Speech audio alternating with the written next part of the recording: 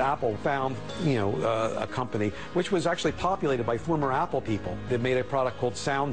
And in a few months, they transformed that program into something that looked like a Mac program, and that was called iTunes.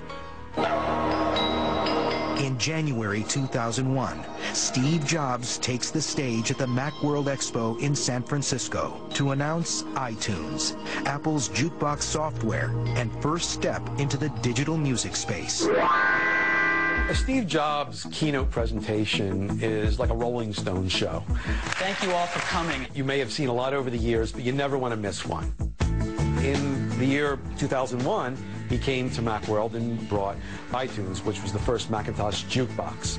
This was something that really pushed the limits of what a jukebox could do. It was more beautiful, it was easier to use than anything, either on the Macintosh certainly, but also in the Windows world. And you knew right then that Apple was deep in the game in digital music. To us, at its core, it's all about the music. For Steve, music was the natural thing. It was the perfect synthesis for Apple because Steve understood that music was part of our DNA. I mean, computer, let's be honest, it's sort of a 20th century thing. Typing on a keyboard and looking at a screen, and it's not an intuitive, primal thing. Music is a primal thing. It's something that's been with human beings since drums in the jungle. So, this was something where if he could pull it off right, he could take the digital world, marry it to that primal thing, and make something really important. It would be that very idea that would soon change Apple forever. And towards the end, the meetings went from weekly to daily, and he became very, very involved. Steve used to give a lot of feedback on the audio. He has a very gifted knack for detecting harmonics. He could tell you right away if it sounds good, if it doesn't sound good.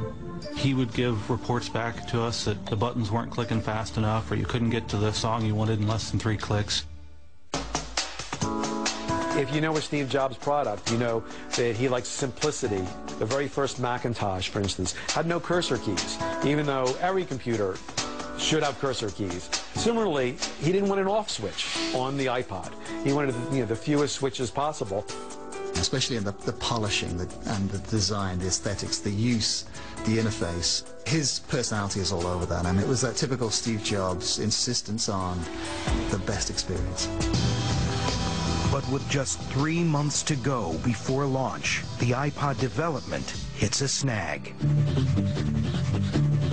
Towards the end of the development cycle, they were setting up the factories to make the thing, and they discovered that they had a problem with the power management. About 3 months before the end of the project, we find out that the iPod is going dead after about 3 hours, even when it's turned off.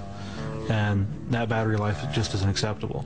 The mood around the office was that we either fixed it or we might as well go home. For 8 stressful weeks, the engineers scrambled to fix the problem, and finally it's solved. After months of around-the-clock work, the iPod is ready. Steve sends an email to the press, inviting them to come to the launch of a new Apple product. Teasing them, it simply reads, hint, it's not a Mac. On October 23, 2001, Steve takes the stage to unveil his latest creation. The iPod introduction was another great moment of Steve. He shows up and he says, I've got this new thing I'm going to show you today, but I'm not going to bring it out right yet. And he kind of wanders around the stage and he whets the appetite, and then he reaches into his pocket and pulls out the iPod. There it is, right there. He says, this is the first day in a whole new revolution. This amazing little device holds 1,000 songs, and it goes right in my pocket. The place was filled with journalists who all looked at this and were going, what is this? Nobody really knew what he was up to. No one was really expecting them to come out with an MP3 player. It is now accessible to everybody to have 1,000 songs and find them and navigate them faster. They basically just made it an incredibly easy to grasp proposition for most people.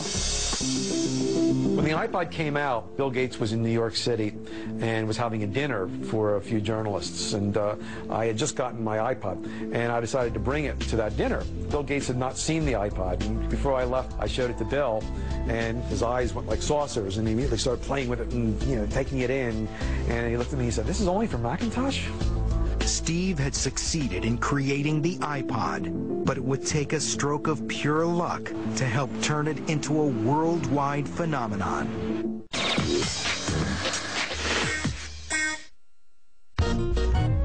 With the launch of the iPod in October 2001, the timing could not have been worse to kick off a new product. Well, the iPod was launched at the least auspicious time. Napster had just been sued and had lost. Everyone who had been sharing MP3 files was shell-shocked. Second of all, 9/11 had happened a month before. The country was shell-shocked. The dot-com meltdown had started earlier in the year, and the Silicon Valley economy was falling apart. There was very little reason to be excited about any kind of new product. It was a little bit early in the market, and so no one was really sure how this digital music thing was going to play out. And so it seemed like Apple was making a pretty risky move into what was so far a pretty unproven market. When the iPod first came out, a lot of people were very skeptical about it. It was quite expensive. It was $400. It was Mac only. People said the iPod stood for idiots price our devices, or I prefer owning discs in reference to CD players. Despite the early criticism, the iPod did have a few things working in its favor. There are a few different things that made the iPod really stand apart from the rest of the crowd. One is that its excellent integration with iTunes. What Apple was able to achieve was a level of seamless integration with the software that almost no one else has been able to do. The iPod, when it came out, was already not the best music player. That is, it wasn't the most capacious, it wasn't the least expensive. But what it was a fashion statement. It was a piece of jewelry. It was so beautiful. You know, it's one thing to have a bunch of songs on a device, but it's useless unless you can find what you're looking for. The competition did allow you to search by artist and album, but what it didn't do, once you got to a song list, you'd be clicking, click, click, all the way through, and when you have 5,000 songs on there or more, it's just not going to work. With the iPod, you'd start scrolling, you'd be like, and then it speeds up. It's like, all the way through. And you're like, whoa, that was just mind-blowing. But most importantly, the iPod had a band of Mac loyalists hungry to embrace it.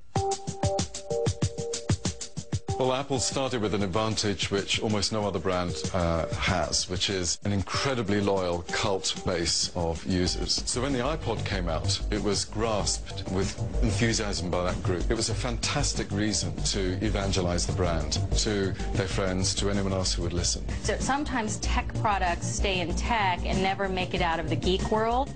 If a product has sparked the interest of fashion, of car culture, of music, of, sports, I mean, we're in so many areas of culture that now there's great momentum and an avalanche of interest starting with all the right people, and that's what happened with the iPod.